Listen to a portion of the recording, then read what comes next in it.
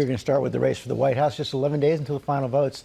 Kamala Harris campaigned last night in Georgia with Barack Obama, Donald Trump on the trail in Arizona, calling America the world's garbage can when speaking about immigration.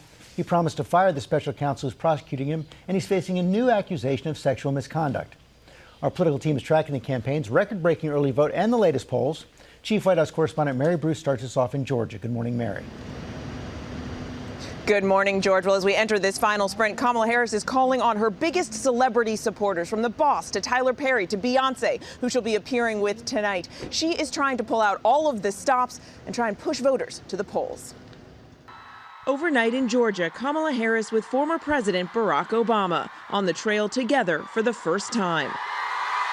Obama ripping into Donald Trump, painting him as a power-hungry leader who's only out for himself, and saying Americans should stop giving Trump credit for the strong economy when he was president. It was pretty good.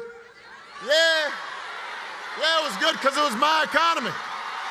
I handed over 75 straight months of job growth to Donald Trump. And all he did was give tax cuts to folks who didn't need it. And he urged Americans not to be swayed by Trump's tough talk. Some men who seem to think Trump's behavior is a sign of strength, that macho, I'm going to own these folks. I'm going to put them down. I am here to tell you, that is not what real strength is. It never has been. Real strength is about working hard and taking responsibility and telling the truth even when it's inconvenient. Real strength is about helping people who need it and standing up for those who can't always stand up for themselves.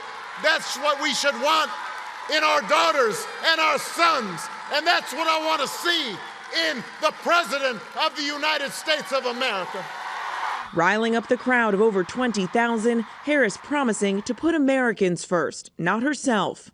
Just imagine the Oval Office in 3 months. Picture it in your mind. It is either.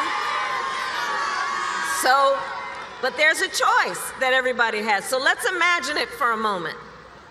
It's either Donald Trump in there stewing over his enemies list, or me working for you, checking off my to-do list. The vice president reminding voters that the country's future is now in their hands. Your vote is your voice, and your voice is your power. Now, today, Harris travels down to Houston, Texas, certainly not a key battleground state, but it is, she says, ground zero for the fight over abortion. There, she plans to highlight the stories of several women who have been impacted by the state's restrictions and what she argues is the real threat posed by these bans, as she outlines what's at stake in this race. Michael? All right, Mary, thanks for that.